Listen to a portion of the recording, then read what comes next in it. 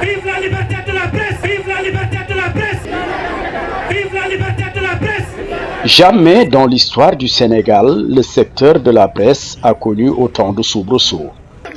Elle a fait face à des difficultés caractérisées par des emprisonnements récurrents, la violence physique, les coupures de signaux et autres entraves à l'exercice même de la profession. Ces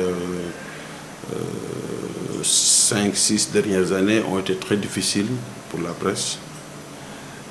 La preuve, c'est qu'il y a 5 ans, on était dans le top 50 du classement de Reporters sans frontières. Et puis, subitement, on a quitté le top 50 pour nous retrouver dans le top 70. Aujourd'hui, j'ai même honte quand on sait que des pays qui sont sous tutelle de régime militaire sont devant le Sénégal dans ce classement.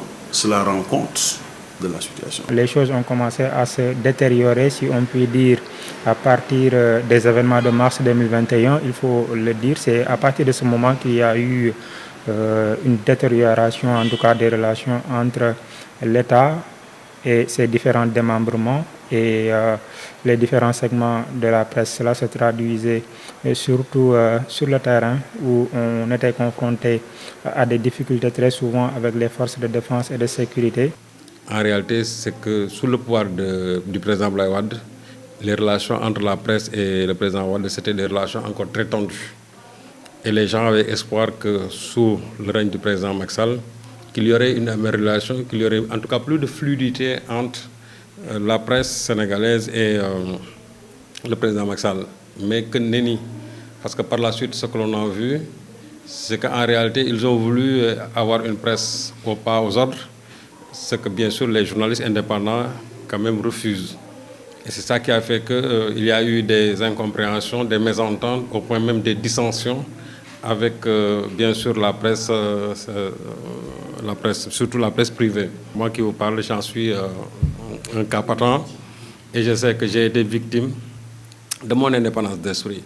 À un certain moment, on a voulu dire que bon, j'étais un peu encarté au PASTEF, mais j'ai dit même si c'était le cas aussi, cela ne m'a pas empêché de faire mon travail de la façon la plus professionnelle possible. Et mon cas, c'est un cas parmi tant d'autres. Pape Alé Niang a subi les foudres du pouvoir. Il y a d'autres aussi qui, même s'ils n'ont pas été incarcérés, c'est vrai, ils ont subi bien sûr des pressions. Un jour, on était en train de faire des interviews avec des députés. Il n'y avait aucun danger. C'était juste des journalistes avec leurs caméras, leurs micros, en train d'interviewer des députés avec leurs écharpes. Et voilà, brusquement, il y a les policiers qui étaient en fonction sur place, qui ont visé directement les journalistes qui étaient en train de faire leurs interviews. Malheureusement, certains se sont blessés. Je me rappelle de notre confrère de CNews, je pense, ou bien de Sans Limite, je crois, un certain Tchan. Voilà, il a été blessé et on a pu le prendre en charge au niveau du SAMU. Combien de techniciens de l'information et de la communication ont subi les foudres des forces de défense et de sécurité, ou bien victimes d'embastillements ou de violences verbales? Serigne Saliou Gueye, Pape Alé Niang, Maty Sarr Niang, pour ne citer que ceux-là, n'ont-ils pas été privés de leur liberté? Absa Anne, Mor Amar, entre autres également, ont été victimes de brimades policières dans l'exercice de leur métier. Depuis plus d'un an, je savais que j'étais traqué et je savais qu'il y avait un plan qui était bien dessiné aussi pour me mettre en prison. Mais c'est-à-dire ce qui fait mal, c'est que moi, dans mon arrestation, ce sont les journalistes quand même, des journalistes qui ont été à la base de mon arrestation. Effectivement, on était sur place pour couvrir une manifestation et effectivement la manifestation a été interdite. Sur place, on était, je pense, si ma mémoire est bonne, vers les coups de 16 heures. On était une dizaine de journalistes environ. Il n'y avait même pas de manifestants sur place. Là aussi, il n'y a pas de danger du tout. À un moment, il y a un des policiers, c'est en tout cas celui qui donnait les ordres, est venu et a demandé à ces éléments, ils nous ont demandé de dégager des lieux. Et effectivement, quand ils nous ont sommé de quitter les lieux, sans répondre à cette injonction, on a décidé de quitter pour ne pas créer de problème. Au moment de quitter, bon, peut-être le rythme auquel on marchait ne les plaisait pas. Ils ont lancé des grenades lacrymogènes à côté. C'est à partir de ce moment-là que notre consoeur Absa Anne s'est tournée tout en continuant de marcher. Hein. Elle leur a dit, mais grand, vous n'avez pas besoin de nous jeter des grenades lacrymogènes.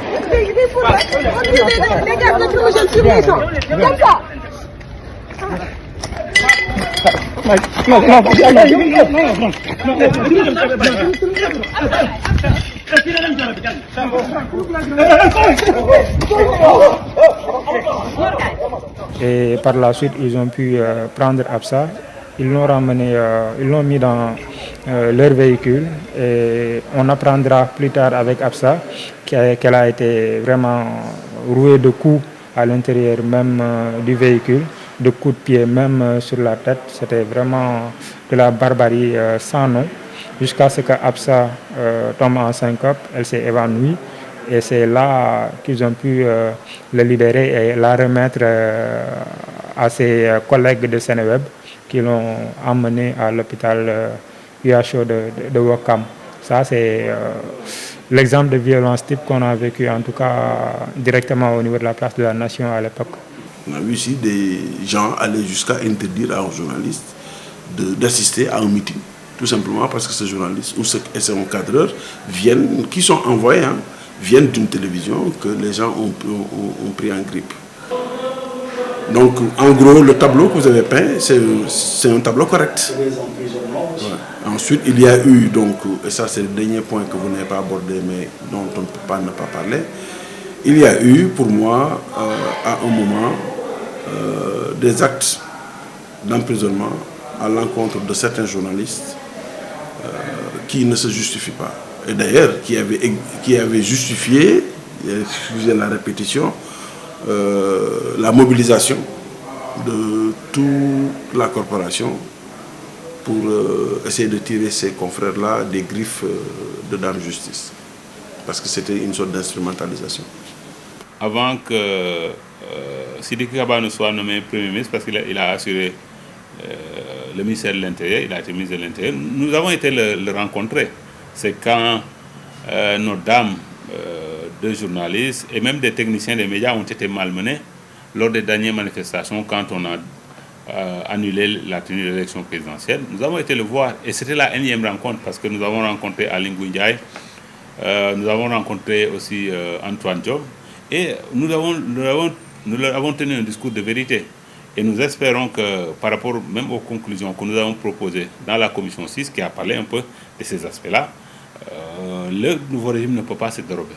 Parce que le fait de s'en prendre aux journalistes, ça renvoie une image désastreuse du Sénégal. Rappelons-nous qu'au dernier classement, le 3 mai 2023, pour ce qui est de la liberté de la presse, le Sénégal était à la 104e place. C'est énorme. On est parti de la 49e à la 104e. C'est une dégringolade. Et cette année, on va encore perdre des places parce que vous avez vu en un an ce qui s'est passé.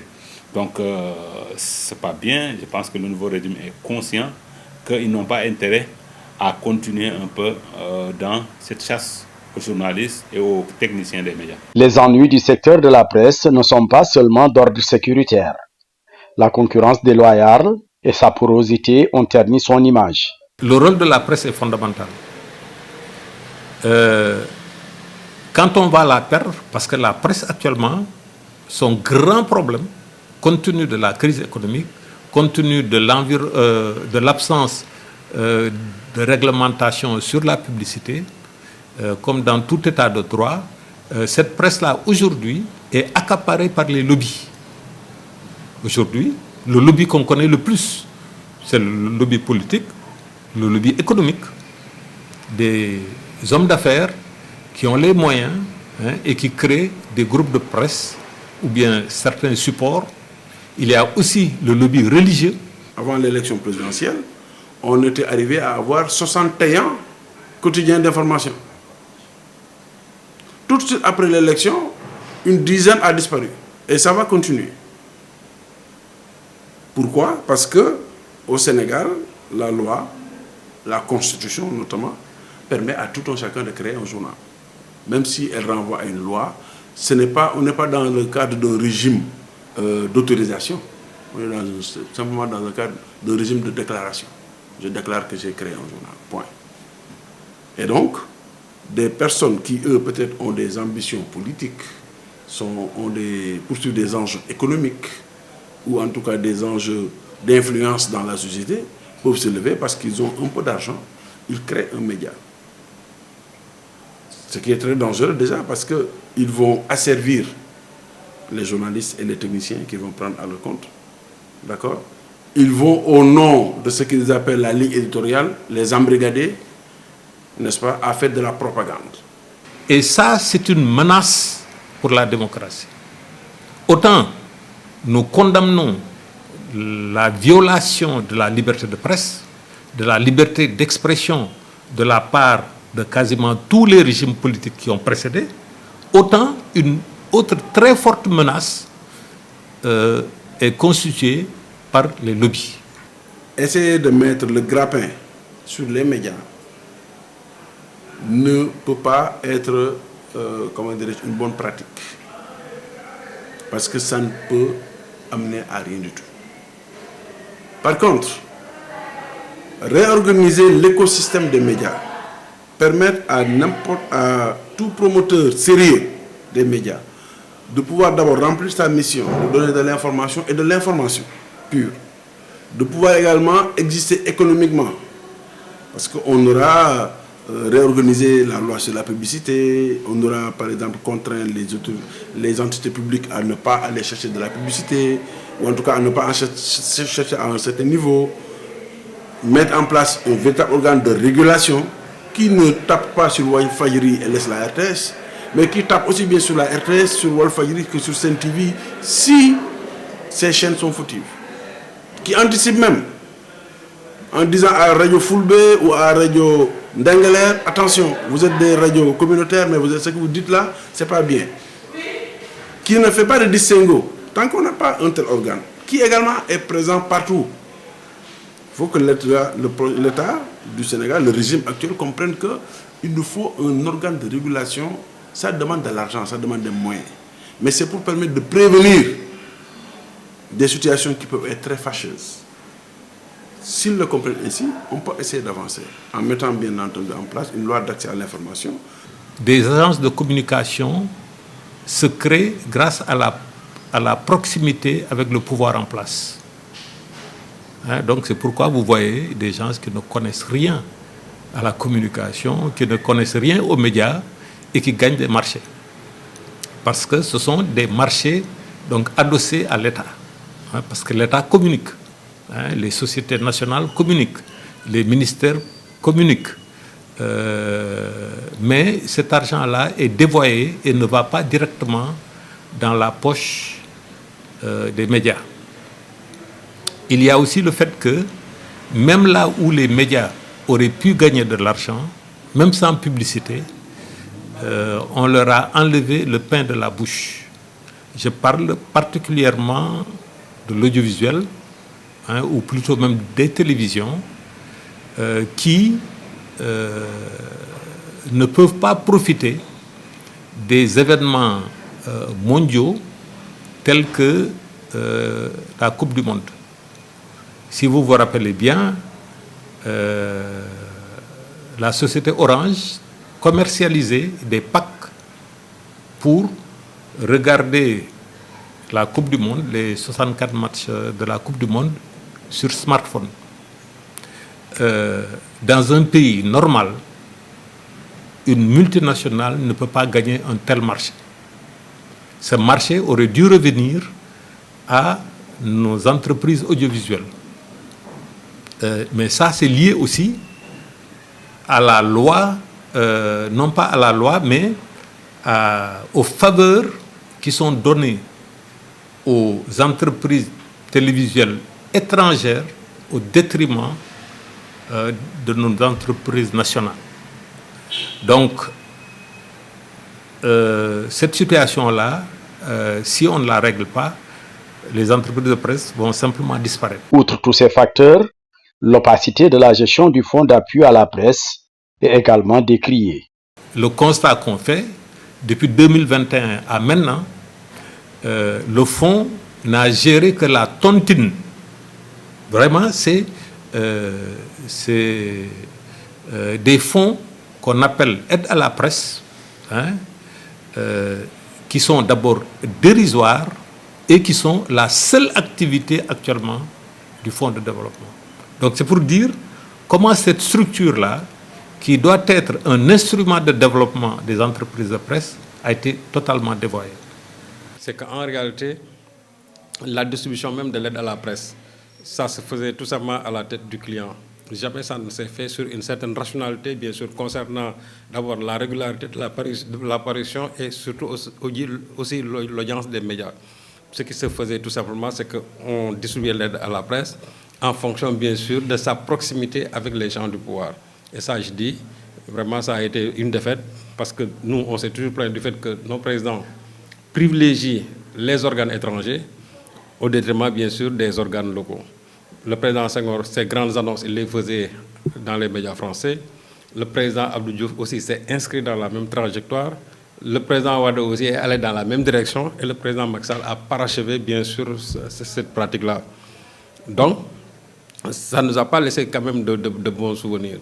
Et ce qui est dommage, c'est que, en tout cas, les demandes et les audiences n'ont pas manqué, mais chaque fois, au niveau de la présidence, les gens faisaient tout simplement la sourde oreille au point de ne pas recevoir les journalistes, en tout cas les journalistes locaux. La violence exercée sur les professionnels de l'information et de la communication, qui ne sont pas d'ailleurs exempts de reproches, n'est pas seulement l'apanage des pouvoirs publics ou des forces de défense et de sécurité. Exercer le métier de journaliste au Sénégal est extrêmement difficile. Il faut avoir beaucoup de courage. Parce que dès l'instant qu'on est dans une certaine position, ou soit on est taxé de pro-pouvoir, ou bien on est taxé aussi de pro-opposition. Je crois que ça aussi, il faut essayer de faire avec. C'est vrai, ce que vous avez dit sur l'opposition, c'est un fait réel. Mais je crois que c'est le journaliste qui doit toujours être responsable, en tout cas, de ses actes. Que l'opposition vous flétrit, que le pouvoir vous flétrit. L'essentiel, c'est qu'il faut exercer son métier en toute indépendance. Moi, il y a des journalistes qu'on peut même taxer de pro-pouvoir et qui, en réalité, exercent leur métier en toute indépendance et à qui on ne fait aucun reproche. Là aussi, je crois qu'il faut avoir l'honnêteté de le dire. Il y en a aussi peut-être qu'on sentait pro-opposition, mais qui faisaient leur job, comme on dit, hein, de la façon la plus professionnelle possible. Par ces violences physiques chez des journalistes, il y a les violences judiciaires, parce que menacer tout le temps de procès des journalistes qui ne font que leur travail, ça aussi, ce sont des formes de violence qui, à mon avis, doivent être vite, en tout cas, rangées aux oubliettes. Et voilà, pour être vraiment équilibré aussi, parce qu'on a tendance à l'oublier ou bien à le négliger. La violence qu'on a vécue sous le régime de Macky Sall, c'était parfois effectivement avec le régime, mais du côté de l'opposition aussi, parfois on n'était pas épargné. Les journalistes étaient devenus des cibles très souvent, et il y a cette violence verbale inouïe qui se déploie à travers notamment les réseaux sociaux. On n'en parle pas très souvent, mais ça fait énormément de dégâts, parce qu'à un moment, les gens ont même eu peur à dire ce qu'ils pensent au niveau des réseaux sociaux, et je pense que ça aussi, il faut l'adresser et y trouver des solutions. Maintenant, c'est-à-dire, le problème que se pose, c'est-à-dire qu'il ne faut pas aller dans une certaine propagande. Parce que souvent, on sort complètement du journalisme, on a l'impression qu'on verse même dans la communication, qu'on verse même dans la propagande. Et c'est ça qui est malheureux.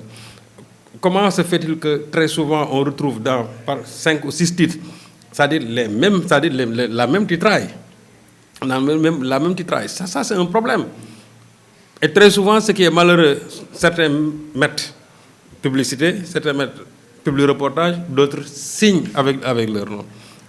Le CORED a eu à intervenir sur ces cas-là, parce que tout simplement, ça ne respecte ni l'éthique ni la déontologie. Donc là aussi, je crois que ça, c'est des critiques, c'est des reproches qu'on peut bel et bien sûr, nous faire. Mais il appartient aux journalistes d'aller au-delà. Mais ce qui sous-tend tout cela, c'est la précarité dans laquelle les journalistes travaillent. C'est que là aussi, il faut oser le dire. Les présidents qui sont passés ici, ils n'ont pas une politique médiatique, c'est-à-dire une politique qui puisse sortir les médias de cette précarité.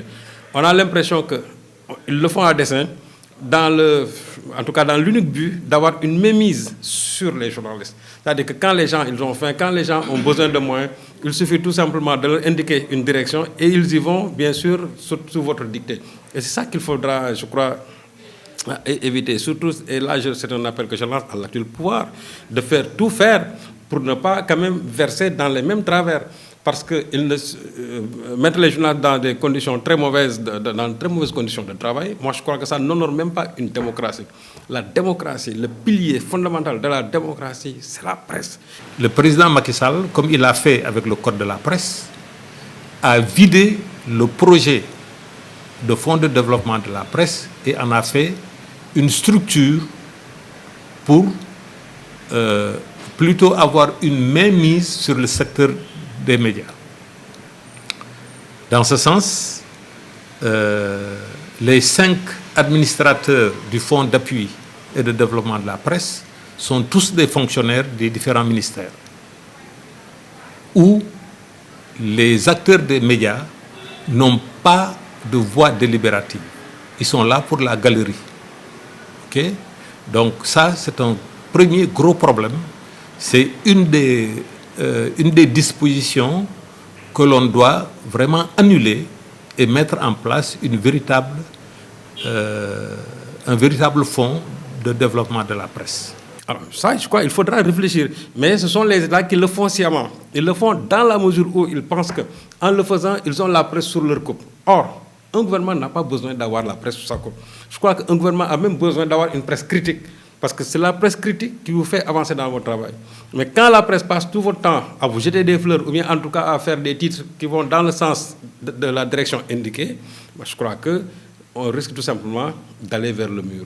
Et c'est ce que l'on a constaté avec le président Macky Sall, on l'a constaté aussi avec le président Wade. Finalement, ils pensaient qu'ils avaient une presse soumise, et au bout du compte, ils se sont rendus compte qu'ils se sont complètement fourvoyés. Il faut comprendre que si on ne crée pas cet environnement-là, pour avoir une presse libre et indépendante, une presse viable économiquement, nous risquons de perdre ce qui a fait la force du Sénégal, avec une presse qui était quelque peu républicaine. Des critiques et menaces, le secteur de la presse en a reçu de la part de l'opposition, en plus d'être désavoué par des citoyens qui ont désacralisé le métier. Une perception à relativiser. Beaucoup parmi nos concitoyens ont procédé à des critiques selon le camp dans lequel ils se trouvent. C'est ça le fond du problème. C'est pourquoi j'ai dit qu'il faut quand même relativiser un peu. Parce que si vous critiquez la TFM en disant, en l'appelant Téléfaral Macky, ça veut dire que vous pensez que la TFM est en train de dérouler le tapis rouge pour Macky Sall, qui était là, président de la République du Sénégal. Et c'est la même personne qui va te dire Walfadjri, la télévision du peuple. Parce que cette même personne pense que voilà, Walfadjri répond à ses aspirations, lui, en tant que personne, en lui montrant ce qu'il voudrait que Walfadjri lui montre.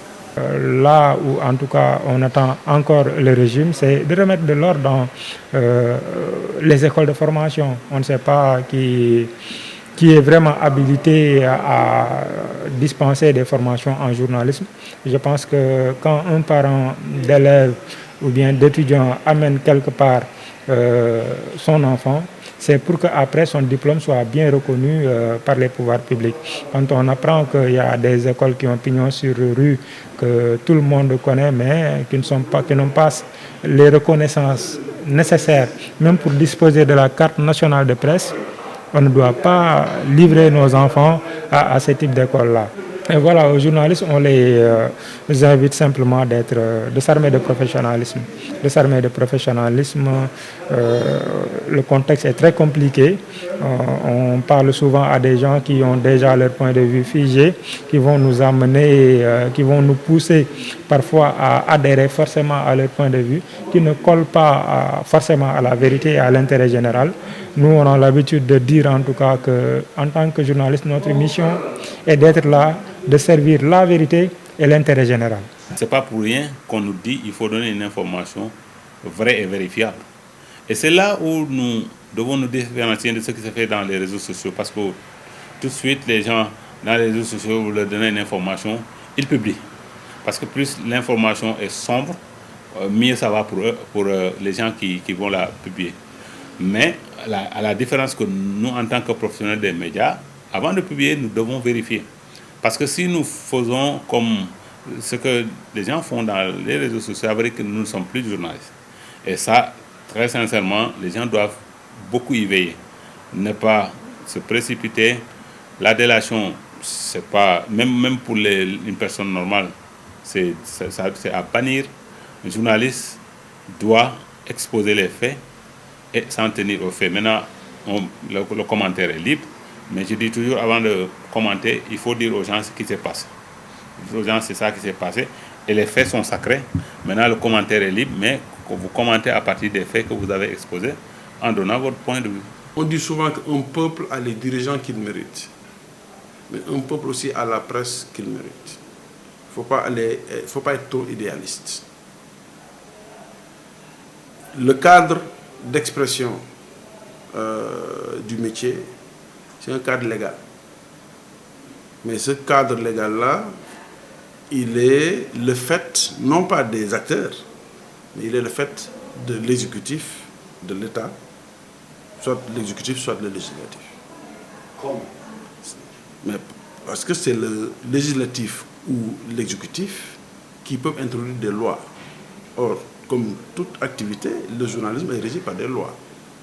Au Sénégal, c'est la loi portant code de la presse qui nous régit. Cette loi-là, est-ce qu'elle s'adapte? Est-ce qu'elle est évolutive? Est-ce qu'elle prend en compte les réalités et les demandes? C'est ça la question. Cette loi nous a permis quand même de faire des pas en avant. Ça, il faut le dire. Aujourd'hui, le statut de l'entreprise de presse est clair. Aujourd'hui, le fonds d'appui et de développement de la presse est en place, même si ce fonds n'est pas doté de ressources comme on l'entendait. Aujourd'hui, par exemple, la Commission nationale de la carte de presse, elle est là, fonctionnelle. Le CORED a une reconnaissance légale et donc peut faire son travail d'autorégulation. Il reste juste, à mon avis, il y a un petit déphasage entre la loi portant code de la presse et la régulation des médias de façon générale, qui est une prérogative du CNRA. Et puis, on est encore parmi les pays les plus en retard en matière de droit d'accès à l'information. Si au Sénégal, nous avons une loi d'accès à l'information, le public pourra désormais faire le tri entre les journalistes et les producteurs de contenus sociaux. Parce que c'est une loi qui protège le journaliste, qui lui permet de pouvoir exiger d'avoir certaines informations et de pouvoir traiter ces informations-là avant de les donner. Mais tant qu'on n'est pas dans un tel cadre, eh bien, le blason de la presse ne sera pas... Parce que aussi, l'autre chose qui fait qu'aujourd'hui, on peut pointer du doigt les médias, c'est deux choses. La première, c'est que des acteurs de la société qui ont des intérêts autres que de donner de l'information s'accaparent des médias. La liberté de la presse, qui est un principe fondamental dans une démocratie, reposant sur la liberté d'opinion et celle d'expression. Au Sénégal, des propositions ont été faites et des jalons posés pour faire respecter ce principe qui contribue à redorer le blason du secteur. Donc, in fine, je dirais tout simplement que le président Macky Sall, en tout cas, c'est l'un des présidents qui nous a laissé les pires souvenirs de ses relations avec la presse. Bon, il est vrai qu'il y a une partie de la presse soumise, et ça aussi, il faut oser le dire, parce qu'il y avait une presse quand même totalement soumise, vraiment au pouvoir. Maintenant, je ne sais pas qu'est-ce qui sous-tend cette relation-là, en tout cas de soumission, mais ce qui est sûr et certain, ces journalistes quand même, c'était les chouchous du pouvoir. Ceux qui ont essayé de résister, en tout cas avec leur indépendance, ils en ont subi aussi les conséquences. Mais ce qui est important, c'est que l'indépendance ne se troque pas, l'indépendance ne se vend pas. Et je crois que le journaliste, dès l'instant que vous lui enlevez son indépendance, il devient autre chose, mais il n'est plus journaliste. Cette précarité qui sévit dans le milieu à cause de l'anarchie qui règne dans notre milieu professionnel, dans notre environnement, là aussi on attend que le régime actuel puisse quand même prendre des mesures pour mettre de l'ordre, parce que quand même le métier de journalisme quand même c'est un métier très sensible, très important pour une démocratie qui se respecte. Et c'est pourquoi on invite vraiment le régime actuel à prendre des mesures pour remettre de l'ordre et en vue de mettre fin à la précarité. Parce que comme je l'ai dit, c'est une forme de violence que nous vivons quotidiennement à travers, dans nos différentes entreprises, voilà, où les reporters, les techniciens sont confrontés à pas mal de difficultés. Et je pense que là aussi, il est du ressort de l'État, du gouvernement, de prendre des mesures pour assurer aux professionnels des conditions décentes pour accomplir correctement leur travail. Les autorités actuelles doivent apprendre sur les erreurs de leurs prédécesseurs, faire de sorte que ces gens-là, en tout cas les pratiques anciennes, ne puissent pas être les pratiques nouvelles. On a parlé d'une rupture à tous les niveaux. Il faut qu'il y ait aussi une rupture dans les relations avec la presse, dans les traitements aussi, le traitement qu'on prévoit pour la presse. Et je crois que ça, il faudra que les gens y travaillent, essayer de voir eux aussi, dans leur projet, quelle est la part qui est réservée à la presse, parce que je crois que il y a une part, même si je ne suis pas allé au fond, mais il y a quand même une part qui est bel et bien destinée à la presse, faire de sorte que les journalistes puissent se retrouver aussi vraiment dans ce projet-là. Parce qu'ils ont parlé de projet, donc dans ce projet, il faut que les journalistes sentent réellement qu'eux aussi, ils sont pris en compte dans ce projet-là. Et maintenant, être pris en compte dans ce projet, c'est quoi? C'est mettre les journalistes dans de bonnes conditions de travail. Faire de sorte que les journalistes, en tout professionnalisme, puissent exercer leur métier sans contrainte. Que les journalistes n'aient pas vraiment de soucis financiers. Mais dès l'instant qu'on les installe dans la précarité, c'est-à-dire on risque tout simplement de revenir au statu quo ante, et là, ce serait vraiment dommage. On espère qu'avec le retour à la normalité politique, peut-être ces genres de violences vont disparaître de l'espace public. Et là, peut-être, là où on attend véritablement le régime actuel, après avoir banni en tout cas ces types de violences, il faut les combattre. Et que déjà, on espérait quand même que justice va se faire sur les formes de violence qui ont été opérées durant le régime précédent. On se rappelle, on se rappelle du cas de Absa Anne. Ces bourreaux sont toujours là. Quel sort leur sera réservé? Nous réclamons toujours justice pour Absa Anne. Le nouveau régime s'installe au moment où la corporation, avec l'apport des autres, parce que tout le monde y a pris part, nous venons de terminer ce qu'on appelle les assises des médias. Le processus a démarré en octobre 2022 et on a lancé les assises nationales des médias exactement à la fin du mois d'août 2023. Et depuis lors, nous avons travaillé sur 6 commissions thématiques. Et là, nous avons les conclusions. Nous avions même souhaité rencontrer le président Macky Sall. Nous avons écrit un courrier un mois avant son départ, même un mois et demi, mais certainement avec les tensions préélectorales, il n'a pas eu le temps de peut-être accéder à notre demande. Mais comme l'État, c'est une continuité, nous allons faire de sorte de donner la primeur au nouveau président Bassirou Diomaye Diakhar Faye pour ce qui est des conclusions de ces assises, qui sont une base de travail pour un nouveau régime qui va avoir de l'ambition pour les médias. Parce que pendant 6 mois, vraiment, nous avons débattu de tout ce qui touche la presse. Les hommes politiques, nos gouvernants, doivent comprendre que, quelle que soit la sensibilité politique de nos différents médias, ces médias-là sont nécessaires pour le développement de la démocratie au Sénégal. Comme je le disais tout le temps, sans la presse, jamais le président Abdoulaye Wade n'aurait été élu. La même chose pour le président Macky Sall. La même chose pour la conscience, citoyenne des Sénégalais.